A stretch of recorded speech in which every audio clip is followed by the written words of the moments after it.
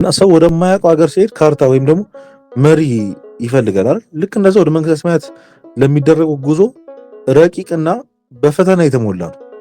በጣም በፈተና የተሞላ ነው። አሁን የምንሄድበት የመንግስተ ሰማያት ጉዞ እና ቅዱሳን ይህንን መንገድ ቀድመው የሄዱ ቀዳማያን ናቸው። ከኛ የቀደሙ ሲኒየሮቻችን ናቸው እና የት ጋር ገደል እንዳለ፣ የት ጋር አውሬ ፈተና እንዳለ፣ እንዴት ማለፍ እንደሚቻል በህይወታቸው አሳይተውናል። ያኔ ሰው ገላትን የሚያነብሰው አቡነ ተክለ ሃይማኖት እንዲህ ሲመጣባቸው፣ አቡነ ገብረ መንፈስ ቅዱስ፣ አቡነ ሀብተ ማርያም ይህንን ፈተና ሲመጣባቸው ያለፉት ምን አይነት ጸሎት ደግመው እንደሆነ፣ ምን አይነት ስግደት ሰግደው እንደሆነ፣ ምን አድርገው እንደሆነ ያውቃል። ገላትን የሚያነብሰው ቅዱሳን የሚከተል ሰው ሲኒየሩን የሚያይ ሰው አይወድቅም።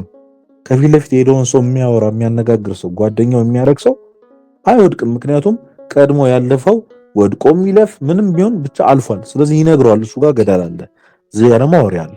ታዲያ አንተ እንዴት አለፍከው? ይነግርሃል። እሱ ደግሞ ህይወቱ ገብቷቸዋል። ስለዚህ ስፒሪቹዋል ማፖቻችን ናቸው ቅዱሳን። ያ በዛ መንገድ ማየት አለብን። የእነሱን ታሪክ ማየት ማለት በፈተናና በተረጋጋ መንገድ በጣም ፕሮቨን በሆነ ፓዝ ላይ መጓዝ እንደማለት ነው። በቃ የጠረጉት መንገድ ማለት ነው። እነሱን የማያውቅ ሰው ግን፣ እነሱን የማይጠይቅ ወደ ቅዱሳን የማይቀርብ ሰው ግን ምንም ተስፋ የለውም። ምንም ተስፋ የለም። በእውነት ሰው ብቻውን እንዴት ይታገላል?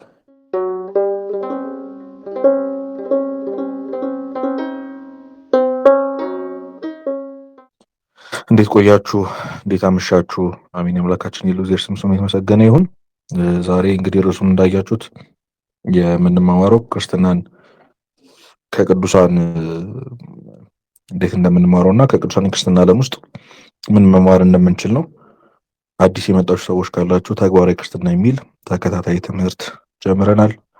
በመጀመሪያ ቀን የተማማርነው ትዝ የሚላችሁ ከሆነ በክርስቶስ ክርስቲያን እንዴት እንደሆንን፣ ክርስትና ምንድን ነው፣ ዓለምን ጥሎ መኖር፣ ዓለምን መናቅ ምን እንደሆነ፣ ከቅዱሳን ጋር ያለን ልዩነት ምንድን ነው፣ እነሱ ምን ገብቷቸው ነው፣ እኛ ምን ስላልገባን ነው የሚለውን በተለይ በእንባ ሆነን የተማርነው ክርስቶስ ያስተማረን ስለ ፍቅሩ በደንብ ተማምረናል። ዛሬ ደግሞ ስለ ቅዱሳን ላይ ትኩረት ያደረገ ትምህርት ነው የምንማማረው። ያ ማለት እኛ በጣም አክብደን የምንመለከተው ቅዱሳን ግን አቺቭ አድርገውት ያለፉትን ቅድስና ቤተክርስቲያን አሳልፍ የሰጠቻቸው ቅድስት ቅዱስ ብላ የምጠራቸው እነዚህን ሰዎች እነዚህን ቅዱሳን አባቶችና እናቶቻችንን እያሰብን እንዴት ነው ክርስትናው ቅዱሳን ጋር እንዴት ነው ምን ይመስላል የሚለው እናያለን። እግዚአብሔር መካከላችን ተገኝቶ እንዲመክረን እንዲያስተምረን የሱ መልካም ፈቃዱ ይሁንልን። አይ ሆፕ ይሰማል ብዬ ተስፋ አደርጋለሁ። በደንብ እየሰማችሁኝ እንደሆነ ተስፋ አደርጋለሁ። ስለዚህ እንቀጥል። በክፍል አንድ እንግዲህ እንደተመለከተው የክርስትና መሰረቱ የክርስቶስ መጋራና ፍቅር መረዳት እንደሆነ፣ ፍቅሩን መረዳት እንዴት እንዳለብን በደንብ አውርተናል።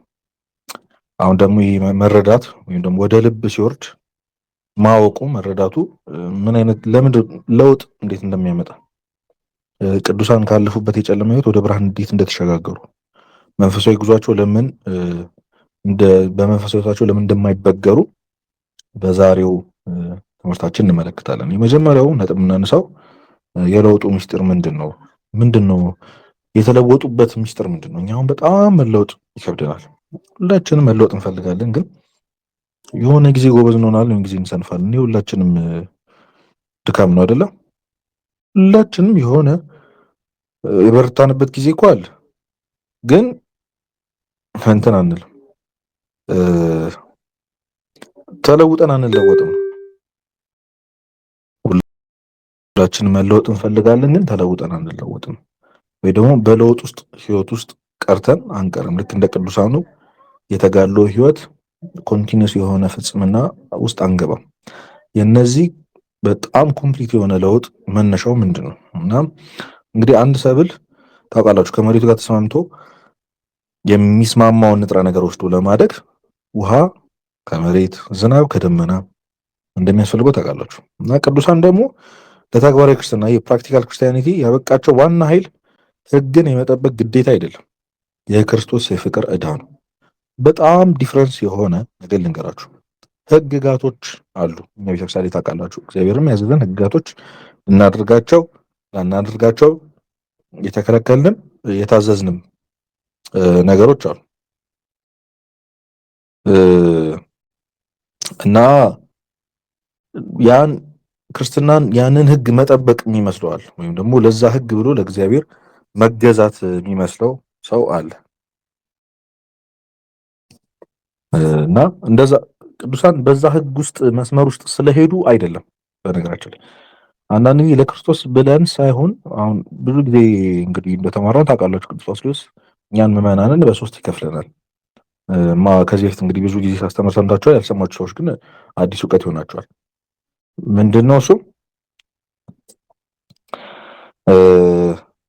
የመጀመሪያው ሰዎች የምንከፈለው ልክ እንደ ሰራተኛ፣ ከዛ ባሪያ፣ ከዛ ደግሞ ያው ልጅ ነው። ባሪያው የተባሉት ሲኦልን ፈርተው ጽድቅን ለማድረግ የሚሞክሩ ሰዎች ናቸው። ሰራተኞች የተባሉት ደግሞ ደሞዝ የተባለችው ደሞዛቸውን ጠብቀን አይደል አሁን ሰራተኞች ቁጭ ብለን ጠዋት ገብተን ማታ የምንወጣበት በግድ ሳንፈልግ የምናደርጋቸው ነገሮች ግን ምንድነው በ30 ቀን የምትመጣውን ደሞዝ ጠብቀን እና ደሞዝ የተባለችው መንግስተ ሰማያት ፈልጎ ጽድቅ ይሰራል። ልጅ ስለሆነ ለአባቱ አባቱን ስለሚወደው አባቱ ላደረገለት ለዋለለት ውለታ ደግሞ አሰበውም ያደርገዋል። ትክክለኛው የክርስትና መንገድ በነገራችን ላይ አባትን እንደ ልጅ ሆኖ ማገልገል። እንደ ልጅ ሆኖ ማገልገል ማለት እንደተሞተለት ሰው ሆኖ ለመኖር መጣር እንጂ የሆነ ነገር ስላዘዘ አይ ይህንን ህግ ከጣስኩኝ ሲኦል ይከተኛል፣ በሲኦል በእሳት እቀጣለሁ። አይ ይህንን ትእዛዝ ካከበርኩኝ በህጋቱ ጠብቄ ከኖርኩኝ ደግሞ ከሲኦል ተርፌ መንግስተ ሰማያት የተባለችውን ጭንቀት፣ ረሃብ፣ መውደቅ፣ መጎስቆል የሌለባትን ይቺን መንግስተ ሰማያትን እወርሳለሁ ብለን አይደለም ለእግዚአብሔር መታዘዝ ያለብን። ቅዱሳን እነ ቅዱሳን አፈወርቅ እነ ሁሉም ቅዱሳን እውነቴን ነው የምላችሁ መንግስተ ሰማያት ውስጥ እዛ ሰላም ያለበት ቦታ ውስጥ እግዚአብሔር ሳይኖር እንደሱ ሲኦል ውስጥ ቢገኝ ኖሮ ሲኦልን ይመርጡ ነበር። ምክንያቱም እግዚአብሔር እነሱ ፍላጎታቸው ሰላም ማግኘትና ያለ መቃጠል ነው አይደለም። ወደኋላ ልዩነታችን በደንብ አስረዳቸዋል። እሱ አይደለም ፍላጎታቸው።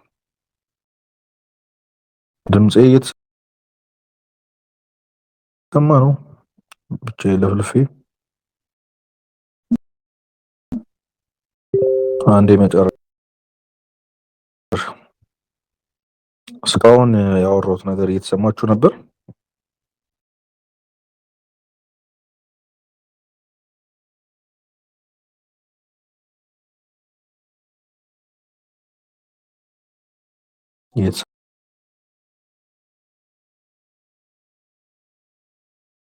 እየተሰማችሁ ነው? ይሰማል።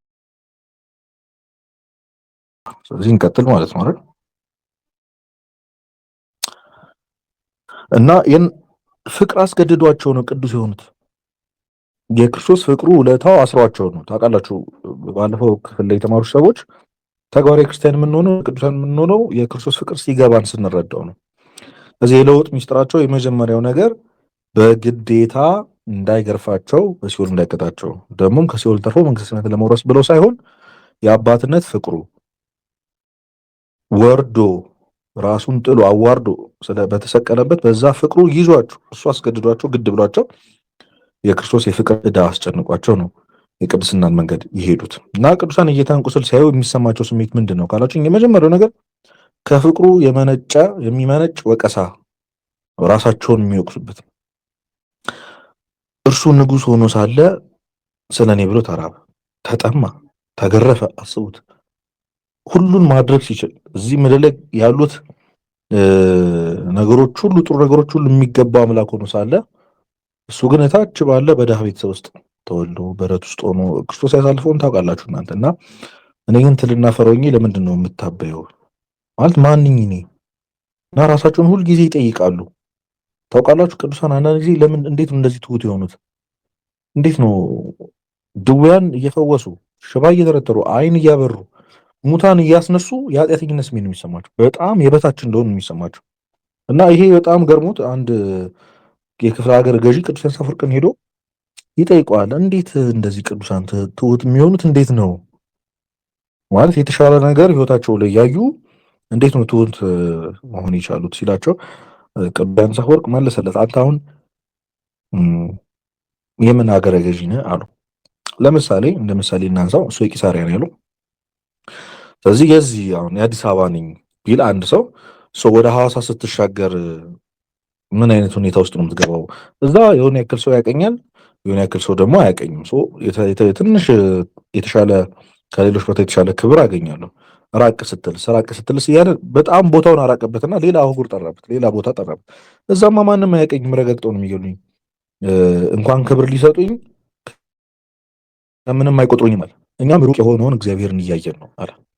እንዲሰማችሁን እነሱ የሆነ ነገርን ኮምፔር የሚያደርጉት ራሳቸውን ኮምፔር የሚያደርጉት ጥረታቸውን ኮምፔር የሚያደርጉት ከማጋሩ አጠገባቸው ካሉ ከደከሙት ከኛ ምናምን አይደለም፣ ከራሱ ከእግዚአብሔር ነው። ከእግዚአብሔር ጋር ማንም ሊወዳደር አይችልም። እና እሱ ካደረገልኝ ነገር አንጻር እኔ ምንድን ነኝ? ምን አድርጌለታለሁ? ወታቻ እና ወቀሳ አለው። ትንሽ ራስን መውቀስ ትሁት ያደርጋቸዋል። ልባቸውን የለወጠው ለዛ ነው። በየትኛውም ሁኔታ ውስጥ የክርስቶስን ፍቅር ያስባሉ እና እሱ እንዲሆኑልኛል እኔ ግን ለሱ ምን ሆኜለታለሁ የሚለው ጥያቄ መጀመሪያው ነው። ሁለተኛው ደግሞ የመካካስ ፍላጎት ይኖራቸዋል። ያንን ውለታ ማለት ነው። የክርስቶስን ፍቅር መክፈል ባይቻልም በእኔ ላይ የሚደርሰው መከራ እንደ እርሱ ፍቅር ውለታ እቆጥረዋለሁ ብለው መከራውን በደስታ ይቀበላሉ። ህይወታቸውን የሚገጥማቸውን ግርፋቱን፣ ምኑን፣ መገፋቱን ሁሉ እንግዲህ ታውቋላችሁ። ክርስቶስ በምድር እያለ ያላለፈው ህመም ያላሳለፈው እኛ አሁን እያለፍንበት ካለው እሱ የማይረዳው ህመም የለም። ብቸኝነት ስሜቱን የሚያውቀዋል። የሚወደውን ሰው በሞት ማጣትን የሚያውቀዋል። መገረፉን ያውቀዋል። መከዳት ያውቃል። በጓደኛ ውለታ በዋለላቸው ሰዎች ፊት መነሳቱን ያውቀዋል። አላውቀውም የሚባል ያውቃል። ክርስቶስ የማያውቀው ህመም የለም። ከኃጢአት በቀር የማይረዳን በምንም መንገድ የለም። ሁሉንም ኤክስፒሪየንስ አድርጎ አልፏል እና እነሱ ክርስቶስ ከሆነልኝ እሱ ከታመመው ህመም አንጻር እኔ የማሳልፈው ህመም አሁን በተለይ አሁን ህይወታችሁ ላይ ያሳልፋችሁት ያሉት ነገር አለ። ኮምፔር አድርጉት ከክርስቶስ ጋር መለስ ብላችሁ ባለፈው ያየነውን ያን የመገረፍ የግርፋት ቪዲዮን እንመልከት። ገብቷችኋል አይደል? ከሱ ጋር ኮምፔር ሲደረግ የትኛው መከራ ለኛ በረከት ነው እና ምንም ነገር ስታጡ ስትነጡ፣ እውነቴን ነው እላችሁ አሁን በህይወታችሁ ኤክስፒሪየንስ ያደርጋችሁት ያሉትን ህመም በተለይ ደግሞ በጤና የምትታመሙ ሰዎች ካላችሁ፣ በገንዘብ እየተቸገራችሁ ያላችሁ ሰዎች ካላችሁ፣ ክርስቶስ እኮ ድሃ ነበር። ልብስ የሚቀይረው ልብስ አልነበረው። እንኳን አንተ ማለት እንኳን አንቺ እሱ ይሄ የሚገባው ህይወት ነው አይደለም። ንጉስ ሆኖ የአማልክት ሁሉ አምላክ ሆኖ ጌታ ሆኖ የማይገባውን ህይወት ለኛ ብሎ ኖሯል። እኛ እኮ ይገባናል። እንደው ኃጢአታችን ቢዘረዘር አሁን የገንዘብ ማጣቱ፣ ስራ ማጣቱ፣ ሰላም ማጣቱ፣ ቤት ውስጥ የሆነ ችግር መኖሩ፣ በጤና በጣም መቸገሩ እውነቴን ነው የምላችሁ ከኃጢአታችን አንጻር የሚገባን ቅጣታችን ነው። ግን እንደው ኃጢአታችሁ ነው ብሎ አይደል የሚቀጣን። በርግጥ ይሄንን መከራ ግን ህይወታቸውን የሚገጥመው መከራ ቅዱሳን ምን ብለው ነው የሚቀበሉት? ከክርስቶስ ፍቅር ጋር ነው የሚያወዳድሩት ውለታውን ማለት ነው። እና በእኔ ላይ የሚደርሰው መከራ እንደ እርሱ ፍቅር ውለታ ቆጥረዋለሁ፣ ለሱ ብዬ እንደማደርገው ነገር ቆጥረዋለሁ ብለው ነው የሚያስቡት። ሁለተኛው በጣም ትልቁ ባህሪያቸው መጽናት ነው። ለምንድነው ቅዱሳን ወድቀው የማይቀሩት? መጨረሻቸው አክሊልን ተቀዳጅተው ሽልማትን አግኝተው የቅድስና ህይወት ኖረው መጨረሻቸው ቅዱስ የሆነ ሞት የሚሆነው ለምንድን ነው? ምንድን ነው ወድቀው የማይቀሩት? እንደኛ ለምንድን ነው ያልሆኑት? ዝም ብሎ ቅዱሳን በቅዱሳን ህይወት ውስጥ ፈተና፣ መውደቅ፣ ድካም ምናምን የለም ማለት አይደለም። ይህን ማወቅ አለብን ሁላችን። ልዩነቱ ምንድነው? ወድቆ አለመቅረት ነው። በቃ በእነሱና በእኛ መሀል ያለው ልዩነት ወድቆ አለመቅረት። ለዛ ነው እኮ ቅዱስ አፈወርቅ መውደቅ አዳማዊ ነው፣ ከወደቁበት አለመነሳት ግን ዲያብሎሳዊ ነው። መውደቅ አዳማዊ ነው። ማንም ሰው ይወድቃል። አዳማዊነት ነው፣ ሰውነት ነው። በቃ ሰው መሆን ነው መውደቅ። ወድቀ ከቀራ ግን ማትነሳ ከሆነ ያኔ ዲያብሎስን ትመስለዋለህ ነው። እና የምርም እውነተኛውን የሰውነትን ባህሪ ስለተላበሱ የእግዚአብሔርን ምሕረት ከልባቸው ስለሚያምኑ ቅዱሳን ወድቀው አይቀሩም፣ ሁልጊዜ የሚነሳሉ። ትልቁ ነገር ተስፋ አይቆርጡም። ተስፋ አለመቁረጥ ነው። እንደ አንድ ቅዱስ ለምሳሌ በኃጢአት ቢሰናከል እንኳን ወዲያውኑ የክርስቶስ የተዘረጉ እጆችና የቀራንዮ መስቀል ነው የሚያስታውሰው። አባትነቱ ትዝ ይሏል። እኛ ምንድነው ትዝ የሚለን? አሁን ኃጢአታችሁን ስታስቡ፣ ኃጢአታችንን ስናስብ ምንድነው ትዝ የሚለን? እግዚአብሔር አይ ቺማ እኮ በቃ አስቸገረች እኮ አስቸገረ ምናምን እንደዛ አይደለም ይሰማ። መቼም እኛ ምናምን ነው ምን ኧረ ምን ብሎ ይመረኛል እኔን ምናምን ኧረ እንዳልቀሰፍ ምናምን እንደዚህ በቃ የማይሆን ቀልዶች ምን ቀልዶ እግዚአብሔር እንግዲህ ምን ሊሰማው እንደሚችል አስቡ። ለቅዱሳን ግን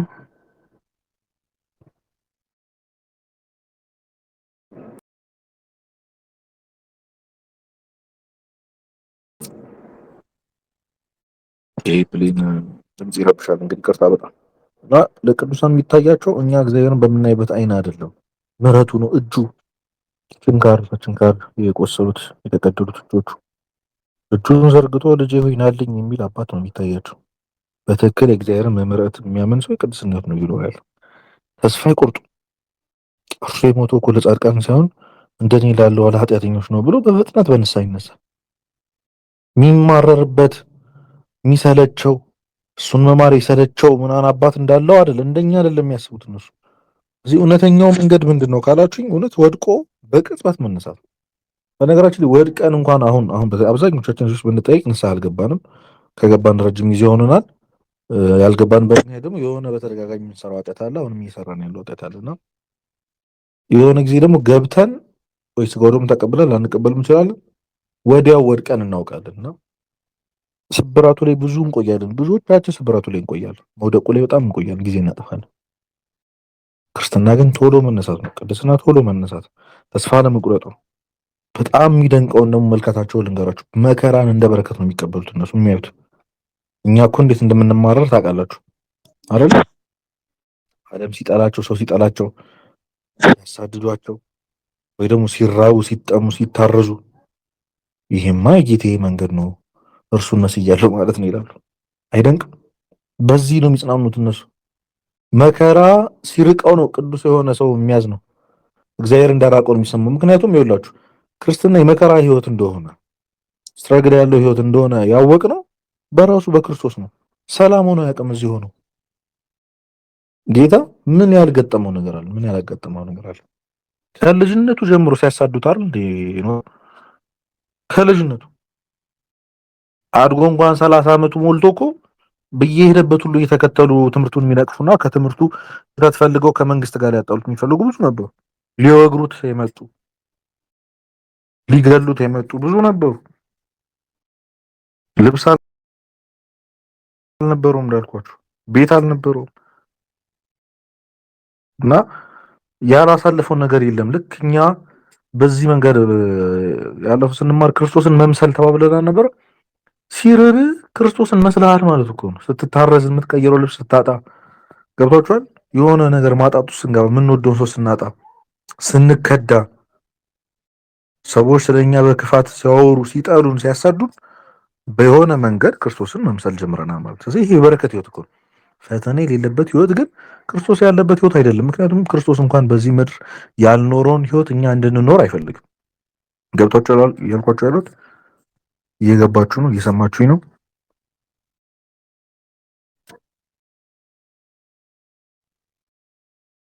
እና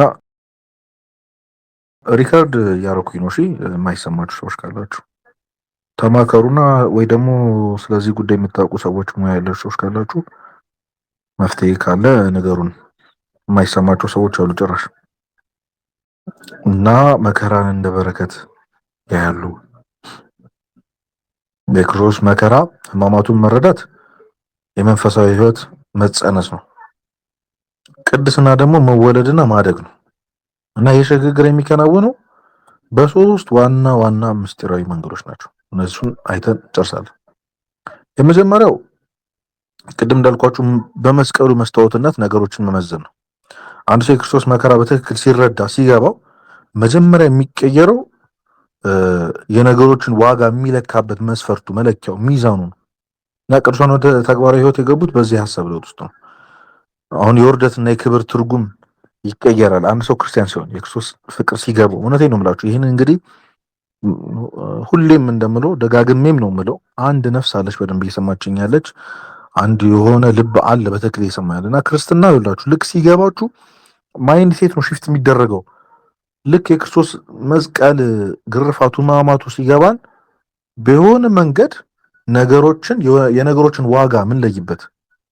አሁን እኛ ልብስ ለምሳሌ ዋጋውን የምናወጣው በኳሊቲ ነው አይደል? ከዛ በእጃችን ቼክ እናደርጋለን። ሻከር ሻከር ጨርቅነቱ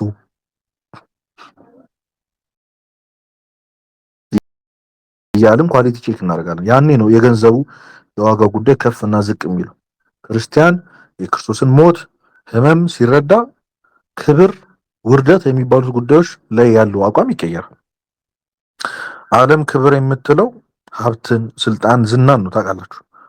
የክርስቶስን መከራ የተረዳ ሰው ግን ፈጣሪ ዓለማትን የፈጠረ ጌታ ሆኖ ከተተፋበትስ እንግዲህ አስቡት። እሱ ከተገረፈ ከተዋረደ እውነተኛ ክብር ያለው በመከራና በትሕትና ውስጥ ነው ብሎ ያስባል ማለት ነው።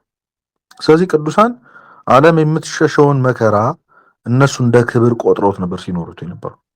ይሁላችሁ እውነተኛው ጌታ፣ እውነተኛው ዝነኛው፣ እውነተኛው ባለጸጋው ስልጣንም ከተባለ ከሁሉም በላይ ስልጣን ያለው ክርስቶስ በውርደት ከሆነ የዚህ ምድር ህይወት ካሳለፈ ዝቅ ማለት ነው ለካ ክብር ብሎ ይረዳል። የሰው ለካ ሀብታም መሆን፣ ባለስልጣን መሆን፣ ዝነኛ መሆን አይደለም ክብር። አሁን ብዙዎቻችን ሰዎች የምናከብረው ከልብሳቸው የተነሳ ነው፣ ካላቸው ብር አንጻር የተነሳ ነው። ሁላችንም እናውቀዋለን፣ ሁላችንም እናውቀዋለን ምን አይነት ሰው እንደምናከብርና የክብርና የውርደት መለኪያው የመጀመሪያው ነገር ማይንድሴት ሽፍት ያደርጋል። ሁለተኛው ምንድነው? በመስቀሉ መስዋዕትነት ሲታይ የምንመለከተው የስጋን ፍላጎት መግደል፣ ወደዛ ደረጃ ደግሞ ይደርሳል እና የጌታን የችንካር ሕመም ያየ ሰው ለሰው ምኞት መጨነቅ ደግሞ ያሳፍረዋል ማለት ነው። ምክንያቱም ጌታ ያሳለፈበትን ነገር ክርስቶስ ያሳለፈውን ህይወት ያወቀ ሰው በጣም ለትናንሽ ለማይረቡ ዓለማዊ ጉዳዮች ራሱን ሲጨነቅ ሳይ በጣም ያፍራል እና ጌታዬ በችንካር ተንጠልጥሎ እኔ በለስላሳ አልጋ ላይ እንዴት እተኛለሁ እያለ ያ ጸጸት ወደ ሱባኤና ወደ ትሩፋት ይመራዋል ማለት ነው። እና የስጋ ፍላጎት ምቾትን በጣም በፈለግን ቁጥር ክርስቶስ ያልኖረውን ህይወት ለመኖር እየጣረን እንደሆነ ማሰብ አለብን። በዚህ ክርስቶስ ለኛ እንዳይመችን ስለሚፈልግ አይደለም። ክርስትና ግን እንደዛ አይደለም ነው ዋናው ትምህርቱ እሱ ነውና አንደኛ ቫልዩን ዋጋን የምንተምንበት የምንለካበት አይምሯችን ይስተካከላል። ዋነኛው ነገር ማለት ነው። ሁለተኛው ደግሞ ሶስት ነጥቦች ናቸው አላልኳችሁ? እዚህ በመስቀሉ መስዋዕትነት የመጀመሪያው እንዳትረሱ እሺ። በመስቀሉ መስዋዕትነት ለነገሮች ያለን ቦታ፣ የነገሮች መከበር፣ መዋረድ ምናምን የሚለው ሚዛን እንዲስተካከል ያደርጋል። ሁለተኛው ደግሞ ወደ ህይወት ሽግግር የሚያደርጉበት እና ከመረዳት ወደ መኖር የሚደረገው ሽግግር ህይወትን የመቀየር ውሳኔ ነው። ሁለተኛው መጀመሪያው ሞቶ መገኘት ነው። በቃ ይሄ በጣም ከበድ ያለ ሀሳብ ነው። ራስን ስለመከራ አውርተናል እና ጌታ በወንጌል ዘር በምድር ወድቃ ካልሞተች ብቻዋን ትቀራለች እንዳለ ቅዱሳን የክርስቶስን ሞት ሲያስቡ እንደ ውሳኔ አንድ ውሳኔ ላይ ይደርሳሉ። እርሱ ስለ እኔ ከሞተ እኔ ደግሞ ስለ እርሱ ለዓለም እሞታለሁ ይላሉ። እስኪ አሁን እየሰማችሁኝ እንደሆነ ማውቀው በዚህ ነው። እርሱ ለእኔ ከሞተ መልሱ። እርሱ ለእኔ ከሞተ ምን ይላሉ እነሱ? እኔ ደግሞ ስለ እርሱ ለዓለም እሞታለሁ እያላችሁ ጻፉ። እርሱ ለእኔ ከሞተ እኔ ደግሞ ስለ እርሱ ለዓለም እሞታለሁ፣ የዓለም ሙት ሆናለሁ ማለት ነው። ክርስቶስ ለአንተ ብሎ ሞቶልሃል አይደል? አንተ ደግሞ ለዓለም ሙት። ለዓለም ሙት ማለት በዓለም ውስጥ መሞት፣ ለዓለም ፍላጎት፣ ለስጋዊ ፍላጎታችን ለክርስቶስ ብለን እንሞትለት።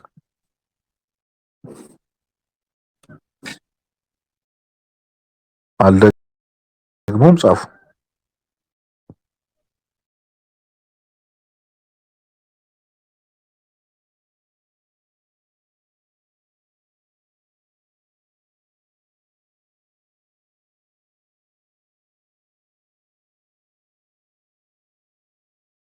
በጣም ጥሩ ቃሉ ተሰማል እንደውላችሁ። እኛ ደግሞ ለዓለም ስለ እርሱ ብለን ለእርሱ ብለን ነው። እሺ ለማንም አይደለም። ለኔ ብሎ እኮ ምቾቱን ትቷል። ለኔ ብሎ እኮ ቤተ መንግስት መወለድ ሲችል በህይወት ውስጥ ተወልዷል። ለኔ ብሎ የማይመች ህይወትን ኖሯል። እኔ ለምን ምቾት የምፈልገው ብሎ ማሰብ ያስፈልጋል።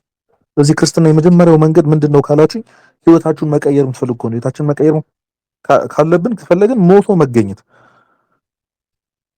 አሁን የሞተ ሰው ምን ይፈልጋል? ምንም ብትሰጡት ደስ ይለዋል? ሊለው አይችልም። ያዝናል? አያዝንም? የለበሰውን ሱፍ ብትነጥቁት ያለውን ነገር ብትወስዱበት ብታቃጥሉበት የሞተ ሰው ምንድነው የሚሰማው? ምንም አይሰማው፣ አያውቅም ሁሉ እና ለዓለም ብሎ ለዓለም ለክርስቶስ ብሎ በዓለም የሞተ ሰው ለዓለም የሞተ ሰው ለስጋዊ ፍላጎቱ የሞተ ሰው ምንም ነገር ቢያጣ ለሱ ደንታ የለውም። ምክንያቱም የሱ ሀብትና ንብረት እግዚአብሔር ስለሆነ ምንም ነገር ቢያገኝ በደስታ እንደኛ አይፍለቀለቅም። ምክንያቱም እግዚአብሔርን ከማግኘት በላይ ደስ የሚያሰኝ ነገር እዚህ ምድር ላይ ስለሌለ እስኪ መሞት የሆነ ስሜት አልባ መሆን ለዓለማዊ ምኞቶች ስሜት አልባ። አሁን እኛ እኮ ከሩቅ በቃ በጣም ሌክዠሪ የሆነ መኪና ስናይ የምናፏጭ ምናምን ሰዎች ነን እኮ አይደል? አቦ ቤቱን አየው፣ ልብሷን አየው፣ ዛሬ ሄደችበትን አየህ ምናምን እያለን በጣም ምቾት የሆነ ሌክዠሪ የሆኑ ነገሮችን በጣም የምንወድ ሰዎች ነን እኛ በነገራችን። እስኪ እነዛ ነገሮች ላይ ኤክሳይትድ መሆን ማቆም። መንግስተ ሰማያትን መሳል እኮ በጣም በቂ እኮ ነው። ምን አይነት ዓለም እንደሆነች ምን አይነት ቦታ እንደሆነች ማሰብ እኮ በጣም በቂ ነው። እና ለዓለም ሙት መሆን የመጀመሪያው ነጥብ። ሁለተኛው እዛው ላይ በቃ እንግዲህ በአካል መሞት አይደለም ታውቃላችሁ፣ እና ለኃጢአት መሞት ነው። ምኞትን እና ራስ ወዳድነትን ትቶ ወደ ክርስቶስ መሄድ ነው፣ ለሱ መሞት ነው። እና ይሄ ሞት ነው ቅዱሳንን ወደ ቅድስና ህይወት የሚያሻገራቸው ድልድይ። ስለዚህ በጣም ህይወታቸው ላይ እንዴት ለውጥ መጣ፣ መሸጋገሪያ እንዴት መጣ ካላችሁ የመጀመሪያው ነገር ለዓለማዊ ፍላጎት ሲሞቱ ነው ወደ ክርስቶስ እና ለክርስቶስ ብለው መኖር የጀመሩት። እና ሶስተኛው ነጥብ ደግሞ ዋነኛው የቅዱሳን ገድል መመልከት ነው። አሁን ብዙ ሰው የሚጠይቀው ጥያቄ አለ። ብዙ ጊዜ ክርስቶስ ብቻ በቂ አይደለም ወይ? ወንጌል ብቻ በቂ አይደለም ወይ? ሰዎችን ታሪክ ለምንድን ነው የምንሰማው? ብዙ ጥያቄ የሚያስነሱ ተአምር የሆኑ ለማመን የሚከብዱ ነገሮች ስላሉ ነው አይደል? ብዙ አሁን ገድላት የተፈረዱት ለምን እንደምናነብ ነገራቸው ሁለት ነጥቦች እንሰራለን። የመጀመሪያው ወንጌልን በተግባር ያሳዩን ስለሆኑ ፕራክቲካል ኢንተርፕሬሽን ኦፍ ዘ ጎስፔል ይባላሉ። የወንጌልን ኤግዚስተንስ ደግሞ መደረግ እንደሚችል ያወቅነው በእነሱ ነው። መጽሐፍ ቅዱስ ንድፈ ሐሳብ ቲዮሪ አይደለም ታውቃላችሁ። ግን ለአንባቢው አንዳንድ ጊዜ ትእዛዛቱ ከባድ ሊመስሉ ይችላሉ። ለምሳሌ አሁን ጠላትህን ውደድ። እስኪ አሁን ከእናንተ መሀል በጣም የምትጠሉን እናት አባታችሁን ለምሳሌ አያርግባችሁና እንደው የገደለባችሁ ምናምን ብለን እናስብ። በዚህ ልክ ልጠሉት የምትችሉ ሰው ሊኖር አይችልም። አሁንም እኮ እንዲሁ ስናየው የምንጠላው ሰው አለ እንኳን እንደዚህ አድርጎብንና ያንን ሰው አስቡና ጠላታችሁን ውደዱ ይላል አሁን ክርስቶስ። ይሄንን ጠላትን ካልወደድክ መንግስተ ሰማያት አትወርስም። ንስሐ መግባት አትችልም። ስጋው ደግሞ መቀበል አትችልም። ምክንያቱም ውስጥ ጥላቻ ስላለ ማለት እና ጠላትህን ውደድ የሚለው ህግ ከባድ ነው አይደል? ሁሉን ትተህ ተከተለኝ፣ ያለን ሁሉ ሽጠህ ለድሆች ሰጠህ ተከተለኝ። አሁን ከእናንተ ማለት እንደው አያርግብን ነው። ይሄም እኮ ቢጠራን ጥሩ ነው፣ በቅዱስ አጠራሩ ቢጠራን ክርስቶስ በእውነት ግን አሁን መጥቶ እዚሁ ባለህበት ያለን ሁሉ ንብረት ሸጠህ ተከተለኝ ቢለን ክርስቶስ እውነት የማድረጉ አቅም አለው። በዛ ልክ እግዚአብሔር እንወደዋለን እና እነዚህን ከባድ የሚመስሉን ትእዛዛት አድርገው ያሳዩን ማድረግ እንደሚቻል ያወቅነው በቅዱሳን ገድላት እና ቅዱሳን ታሪክ ለዚህ ነው ህያው መልእክት ነው። ለእነዚህ ጥያቄዎች ማድረግ ይቻላል ወይ? ይሄ ህግ አይከብድም ወይ? ሰው እንዴት ጠላቱን ይወዳል? ሰው እንዴት ብሎ ለራሱ ለጓደኛው ብሎ ነፍሱን አሳልፎ ስጥ ይላል? ሰው እንዴት ሁሉን ትቶ ተከተለኝ ይባላል? ምናምን ብሎ ለምናስብ ሰዎች፣ ክርስትናን ከባድ ለምናደርገው ሰዎች ህያው የሆኑ መልሶች ያሉ መልሶቻችን ቅዱሳን ናቸው። ገድላቸውን ማንበብ የሚጠቅመው ለዚህ ነው። እና ወንጌል እንደውም ምን ይላል? ወንጌል በወረቀት ላይ የተጻፈ ቃል ሲሆን ቅዱሳን ደግሞ በእግር የሚሄዱ ወንጌሎች ናቸው ይባል። ገብቷቸዋል። የኖሩት እነሱ ስለሆኑ ማለት ነው። የሚንቀሳቀሱ ወንጌላት ናቸው። እና የክርስቶስ ቃል በሰው ደምና ስጋ ውስጥ ሲዋሃድ ምን አይነት ስብዕና እንደሚፈጥሩ የምናያቸው በቅዱሳን ታሪክ። አሁን እኛ ብዙዎቻችን ተብለን ያልሰማነው የስጋው ደሙ ህይወት አለ አይደል? ቅመሱት ምናምን የምንላችሁ ያ ህይወት ምን እንደሚል ምን አይነት ሰላም እንደሚሰጥ ምን አይነት ከሩቅ የሚታይ የሚያበራ ሞገስና ግርማ እንደሚሰጥ በቅዱሳን ገድላት ነው የምናወራው።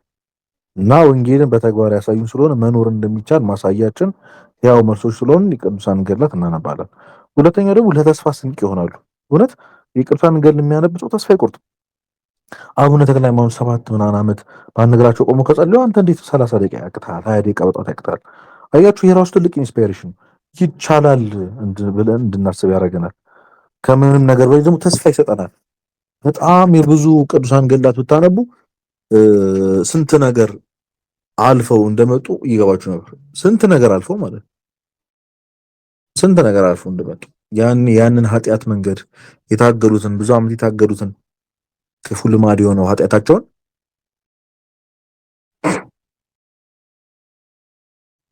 ዛሬ ተሻግሮ ስናያቸው ለኛ የተስፋ ስንቅ ነው። እና የነፍሰ ገዳዩን ሙሴ ጸሊም በጣም ወደ በኋላም በደም እናነሳዋለንና የዘማዊቷን የግብጻዊቷን ማርያም ታሪክ ስትሰሙ እነሱን እንግዲህ የማረ አምላክ እነሱ እንደዚህ ለቅድስናት ከበቁ እኔም አልበቃበት ምን ምክንያት አለ ነው።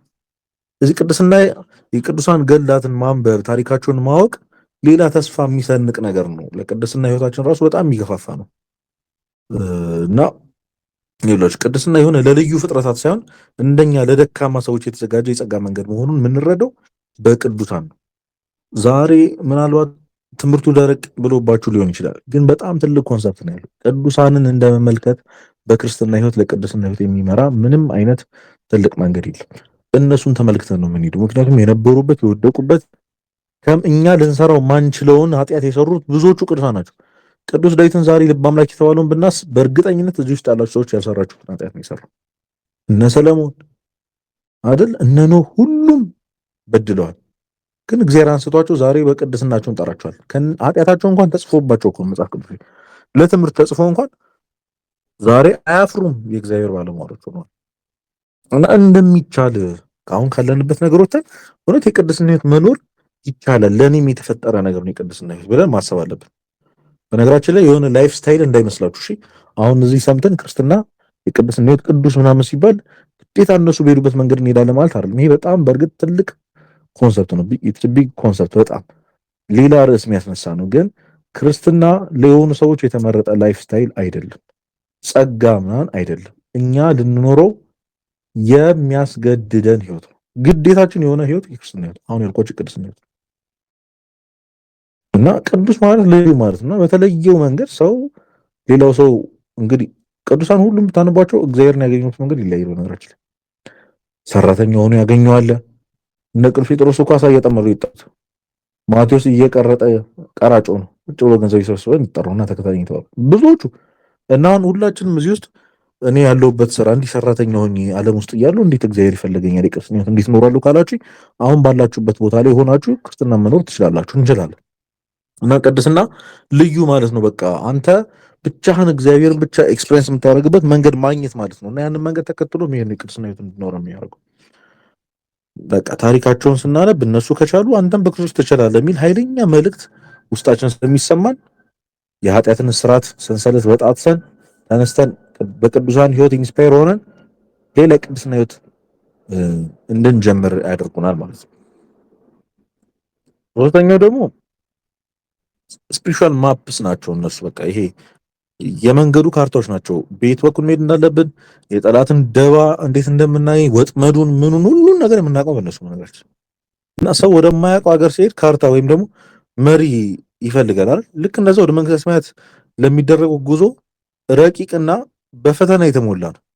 በጣም በፈተና የተሞላ ነው። አሁን የምንሄድበት የመንግስተ ሰማያት ጉዞ እና ቅዱሳን ይህንን መንገድ ቀድመው የሄዱ ቀዳማያን ናቸው። ከኛ የቀደሙ ሲኒየሮቻችን ናቸው እና የት ጋር ገደል እንዳለ የት ጋር አውሬ ፈተና እንዳለ እንዴት ማለፍ እንደሚቻል በህይወታቸው አሳይቶናል። ያኔ ሰው ገላትን የሚያነብሰው አቡነ ተክለ ሃይማኖት እንዲህ ሲመጣባቸው፣ አቡነ ገብረ መንፈስ ቅዱስ፣ አቡነ ሀብተ ማርያም ይህንን ፈተና ሲመጣባቸው ያለፉት ምን አይነት ጸሎት ደግሞ እንደሆነ ምን አይነት ስግደት ሰግደው እንደሆነ ምን አድርገው እንደሆነ ያውቃል። ገላትን የሚያነብሰው ቅዱሳን የሚከተል ሰው ሲኒየሩን የሚያይ ሰው አይወድቅም። ከፊት ለፊት የሄደውን ሰው የሚያወራ የሚያነጋግር ሰው ጓደኛው የሚያደርግ ሰው አይወድቅም። ምክንያቱም ቀድሞ ያለፈው ወድቆ የሚለፍ ምንም ቢሆን ብቻ አልፏል። ስለዚህ ይነግረዋል። እሱ ጋር ገደል አለ፣ እዚህ ጋር ደግሞ አውሬ አለ። ታዲያ አንተ እንዴት አለፍከው? ይነግርሃል እሱ ደግሞ ህይወቱን።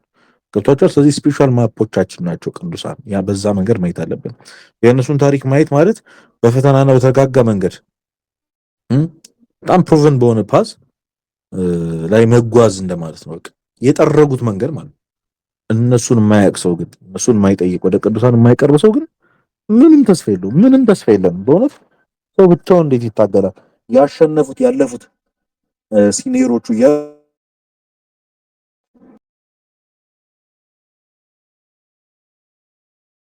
እነሱን መከተል ሲችል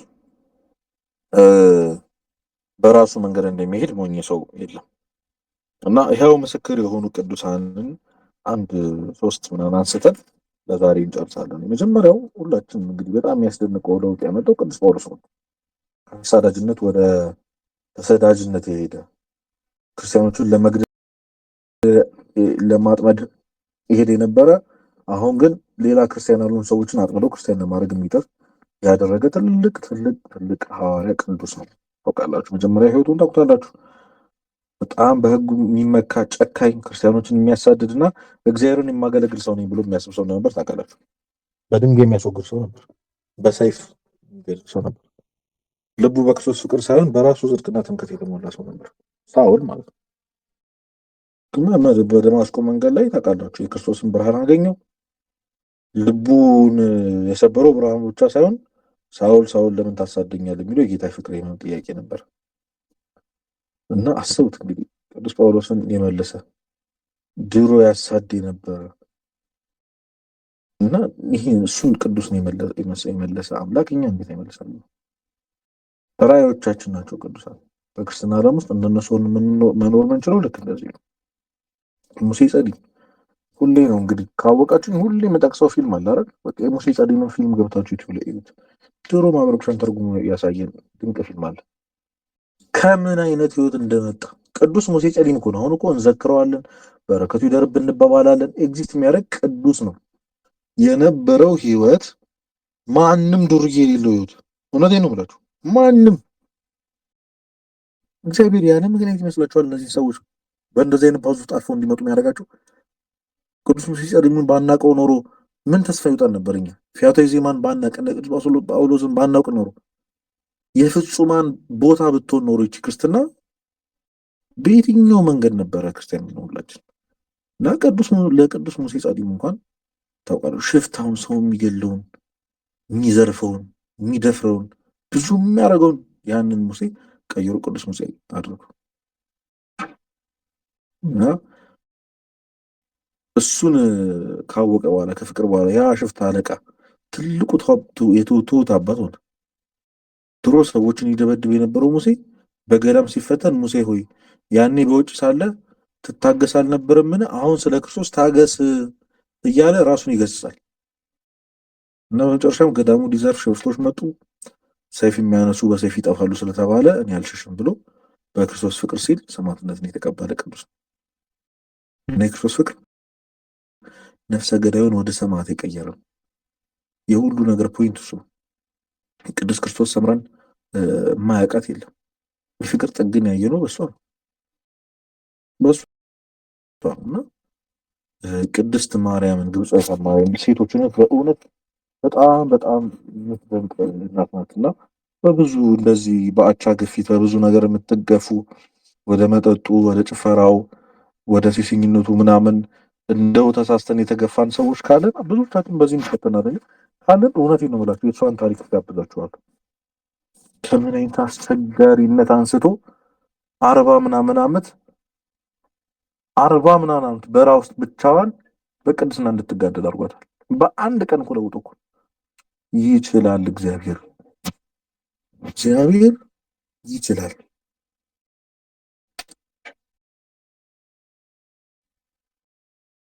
እግዚአብሔር ይችላል፣ መቀየር ይችላል።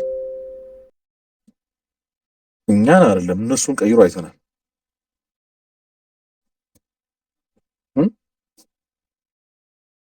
ቀይሮ አይተናል። እና ዛሬ ስለ ቅዱሳን የተማማርነውበት ምክንያት እነሱን የመለሰ እነሱን የቅድስና መንገድ ውስጥ የከተተ አምላክ እነሱ የሄዱበት መንገድ ሄደን ገላቸውን አንብበን ተማጽነን ይህንን ተግባራዊ የሆነ ክርስትና መለማመድ አለብን። መጀመሪያ ስንባወል የነበረው ነገር ታስታውሰው ከሆነ ፍቅሩ የሚያመነጭ ብዙ ነገር አለ። ፍቅሩን ከመረዳት አልፈው ህጉን አልፈው በፍቅር የተነደፉ ናቸው። ዞሮ ዞሮ የሁሉ ታሪክ ውስጥ የምንገባው የክርስቶስ ፍቅር መረዳት ስንችል ብቻ። መጨረሻ አጠቃላይ ቅዱሳን ህይወት የሚያስተምረን አንድ ዋናው ቁም ነገር ክርስትና የልብ ለውጥ እንደሆነ በደንብ ማወቅ አለባችሁ። ውስጣችሁ ነው የሚታደሰው። የሆነ ውስጣችን መታደስ አለበት። በጌታ ፍቅር መሰበር አለበት። እስኪ ሰብረን ድረስ መለመን አለብን። ራሳችንን ወቅሶ ይሄን ገብ ልባችን ፈርክሶ የሚያወጣልን የሆነ ህመም መረዳት አለብን። ያ ህመም፣ ያ ፔን፣ ያ ፍቅር ደግሞ የክርስቶስ ፍቅር ነው እና ይህ ለውጥ የሚመጣው ደግሞ በራስ ጥረት አይደለም። በጣም ማወቅ ያለባችሁ ነገር ክርስቶስ ስለኛ በከፈለው ዋጋ ላይ ማተኮር ነው ያለብን። በቃ ዋጋው ላይ ብቻ ትኩረት አድርጉ። እስኪ ስለ ስቅለቱ ብቻ በቃ ትምህርት ስሙ፣ ፍቅሩን አስቡ በየቀኑ። ምን እውነት እንደ ሰው ቁጭ ብለን ብናስበው እኮ እንደዚህ አልነበረም ልንኖር የሚገባን እኮ። ማንም ሰው በጣም ብዙ ሰው እኮ አስቸጋሪ ቤት ውስጥ የነበረ ሰው እኮ የሆነ ሳሌ ተለውጦ ስታገኙት ምን ምስትሉት በቃ እናት ያሳዘነች ሲያሰው አያዋጣም፣ እንዲህ ለሆነችለት እናቱ፣ እንዲህ ለሆነለት አባቱ እንዲህ መሆን አያዋጣም ብለን ብዙዎቻችን ስንት ክፉል ማስተተናል፣ ስንት ዱርዬነት ትተን ወደ ቤት ተመልሰናል። እግዚአብሔር እኮ ከዚህ በላይ ይገባዋል አይደል? እና ቄሱ የመስቀል ዋጋ ላይ ትኩረት ማድረግ ቅዱሳን ጉልበት ይኸውላችሁ። እኔ ጠንካራ ነኝ ማለት አይደለም። እሱ ወዶኛል ማለት ነው። እግዚአብሔር ወዶኛል። በቃ እግዚአብሔር ስለወደዳችሁ ዓለምን ናቁ፣ ስለወደዳችሁ መከራን ቻሉ፣ ስለወደዳችሁ ሲወድቁ በንስሐ ተነሱ። ይወደኛል ብሎ ማሰብ አባት አድርጎ ማቅረብ እና ዛሬ እውነተኛ ክርስቲያን ትንሹ ክርስቶስ ለመሆን እንደ ቅዱሳኑ የልባችን አይን ወደ ቀራንዮ መስቀል ማዞርና ይህ ሁሉ ለእኔ ነው ብለን መጠየቅ ይኖርብናል። መልሱ በሕይወታችን ለዘላለም የሚኖር የፍቅር እሳት ይሆናል ማለት ነው እና አንድ ቃል ራሳችን በመጠየቅ መቀየር እንችላለን ይመስላል። ቁጭ ብላችሁ ይሄ ሁሉ ለእኔ ነው? ይሄ ነው ትልቁ ጥያቄ። ይሄ ሁሉ ለእኔ ነው ወይ? እና ይህን ማሰብ ስንጀምር በትክክል እውነተኛ ክርስቲያኖች ለመሆን የሚያስችለንን መንገድ እንሄዳለን ማለት ነው። የዛሬው ትምህርታችን ይህን መስል ነበር። በመካከላችን ተገኝቶ ያስተማረን የመከረን አምላካችን ስም የተመሰገነ ይሁን። ዛሬ አንድ በጣም በጣም ማስቸገራችሁ ነገር አለ። መልእክት 700 ምናምን ሰዎች ታዩኛላችሁ። እስኪ ብዙ ጊዜ ትማራላችሁ፣ ምን እናግዝ ምን እናርግ የሚል ሰው አጋጥሞኝ አያውቅም። ሰሞኑን ያለፈው መቼ ነበር ተማማረው ማክሰኞ ዕለት አንዲት እህቴ በብዙ ነገር እኔ በጣም በጣም ተደንቄያለሁ። እንደው ካለች ክርስትና ስሟን ነግራችሁ በጸሎት ብታስቡልኝ እጅግ በጣም ደስ ይለኛልና እንደዚህ አይነቱን ሰዎች ያብዛልን ነው የምለው። ውጪ ሀገር ያላችሁ ሰዎች በተለይ በቃ እዚህ ውስጥ ብዙ ትኖራላችሁ። የበረከት ስራ አለ እና እባካችሁ ምን እናግዝ ብላችሁ እንድትጠይቁኝ በእግዚአብሔር ስም እጠይቃለሁ። ዩዘር ኔም ካላችሁ ማለት ነው። ፈቃደኛ ከሆናችሁ እኔ ገብቼ አወራችኋለሁ። ኮሜንት ላይ ጽፈላችሁ። እንደዛ ነው። ብዙ የምንተጋገዘው ነገር አለ። ሌላም በገንዘብ ማገዝ የምትችሉ ሰዎች ካላችሁ የበረከት ስራ ነው። ምንም ፐርሰናል ነገር የለውም። ካላችሁ ዴም እንድታደርጉልኝ በእግዚአብሔር ስም እጠይቃለሁ። ሌላው የዚህ ሚዲያ ተከታታዮች አሁንም ቢሆን ሙዚክ ሚዲያ በጣም በጣም በጣም ትልቅ እገዛ ይፈልጋል።